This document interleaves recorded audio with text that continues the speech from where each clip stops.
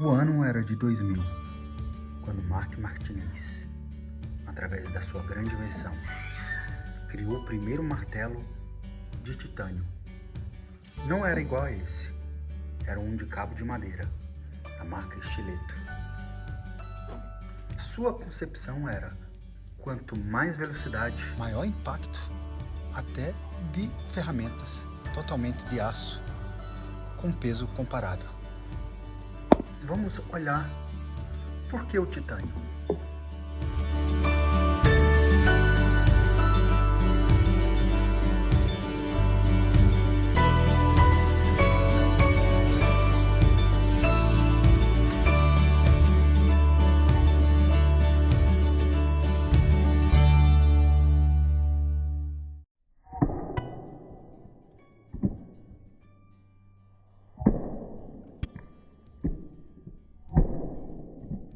Estou aqui com 3 tipos de martelo. Um martelo completamente feito em titânio, onde a sua face, apenas a sua face, tem aço.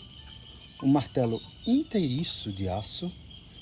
Um martelo onde a cabeça é de aço e o corpo todo é de titânio. O titânio e o aço se diferem, embora que esse possa imprimir uma alta velocidade do que esse, que ainda assim de menor estatura, e esse aqui de maior estatura, com maior alavancagem, e esse aqui ainda muito maior. A vibração no nosso ensaio se apresentou de certa forma menor. Mas espera aí, se a vibração foi menor, a velocidade não foi menor? Essa é uma pergunta bem interessante. Parece até uma contradição. Se esse aqui imprime maior velocidade do que esse, o impacto e a energia deveria ser menor, mas isso não vai ficar para esse vídeo. Esse aqui é apenas o vídeo 1, onde eu vou falar somente do titânio.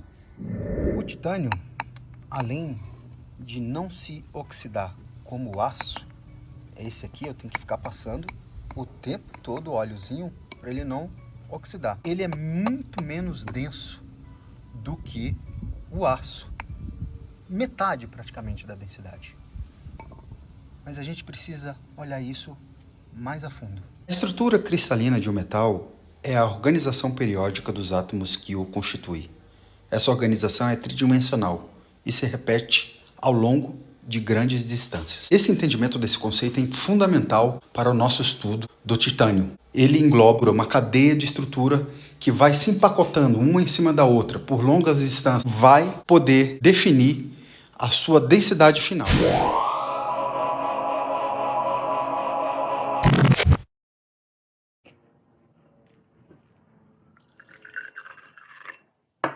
Para que você possa entender como a disposição do carbono no retículo cristalino do ferro, você precisa visualizar ele como uma solução. Aqui temos uma solução de água com açúcar.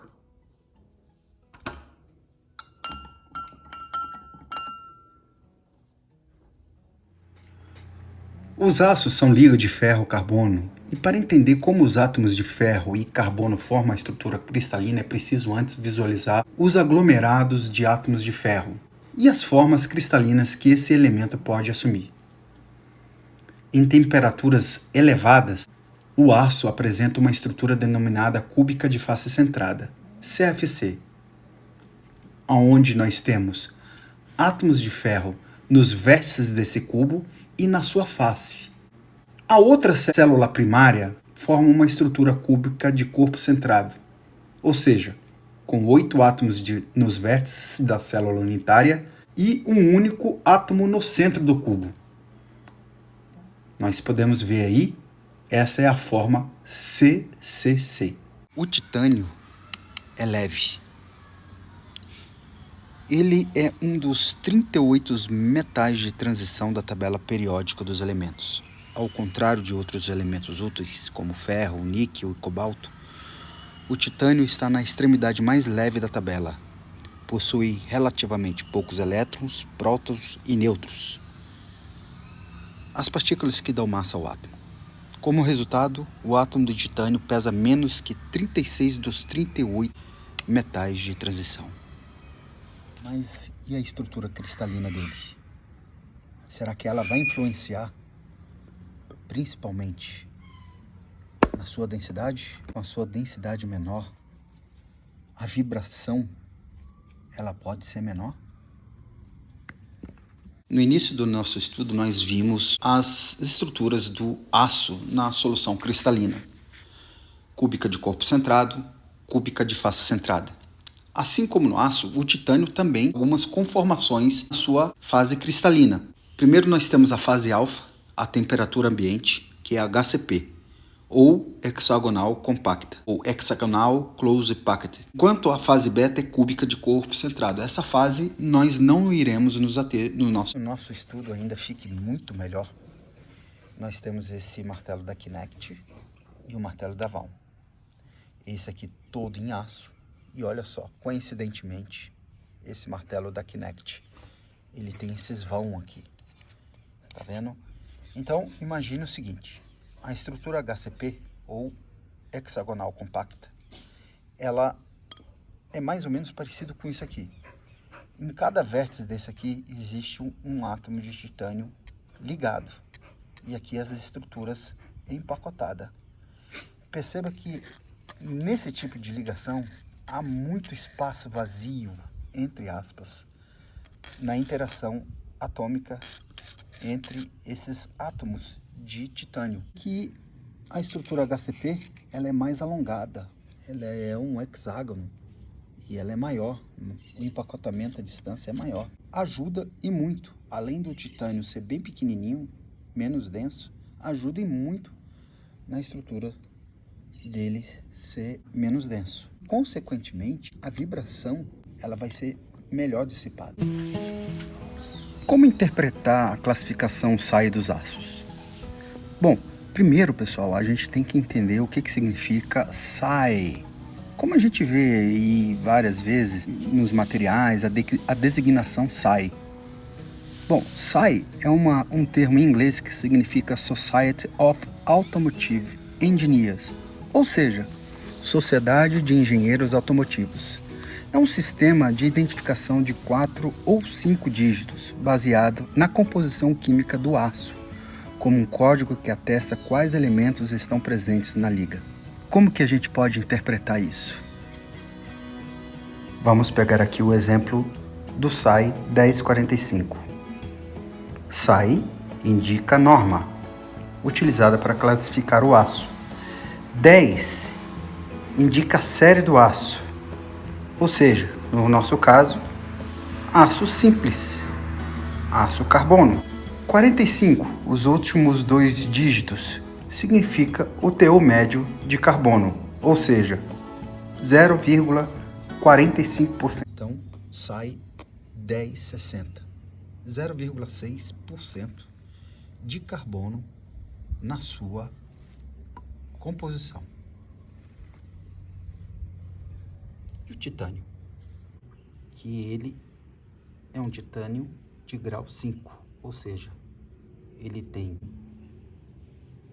alumínio e vanádio na sua composição. 6% de alumínio e aqui 4% de vanádio. Essas ligas, elas são muito importantes para melhorar a resistência mecânica desses metais. Tenho esse martelo aqui há mais ou menos quase um ano. Ele é de titânio e esse aqui também. E esse aqui é o mais novo de todos. Ele é anodizado. Mas veja só. Ele não tem nada, absolutamente nenhum traço de oxidação. Olha, e esse aqui? Imagina, você vai poder ficar com ele sempre dessa forma, sem se preocupar com nada de oxidação. Por isso que essa aqui, a cabeça que é de aço, eu tenho que ficar toda hora passando um óleo para não oxidar. O titânio é que nem o alumínio. As camadas mais externas do alumínio e do titânio formam óxidos. Esse aqui é o dióxido de titânio em contato com o oxigênio do ar. Esse aqui está anodizado. O titânio frente ao aço, por isso que eles vêm alterando ultimamente as cabeças todas de aço, ele não é tão forte quanto o aço. Mas isso a gente vai deixar para outro vídeo. O meu pequeno servo está em casa paralisado. Ele está doente há tanto tempo e agora está em terrível sofrimento, perto da morte. Então me leve até ele. Senhor. Você o chama de senhor? Eu não sou digno de que entre em minha morada. E eu sei que o senhor não se sentiria confortável como judeu na casa de um romano. Mas me diga somente uma palavra e ele será curado. Não se incomode, porque eu sei que o senhor pode curá-lo à distância, com apenas uma palavra de comando. Eu também tenho autoridade com soldados sob meu comando. Eu digo a um vá, e ele vai. Se eu disser a outro venha, ele vem. Tudo o que o senhor mandar neste mundo vai acontecer. Eu sei disso. Até isso. Se levante. Vocês todos ouviram esse homem. Em verdade, eu vos digo, não encontrei em Israel ninguém com tamanha fé.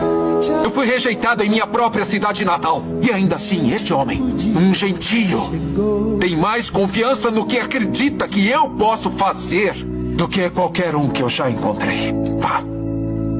Como você creu, assim acontecerá. Obrigado.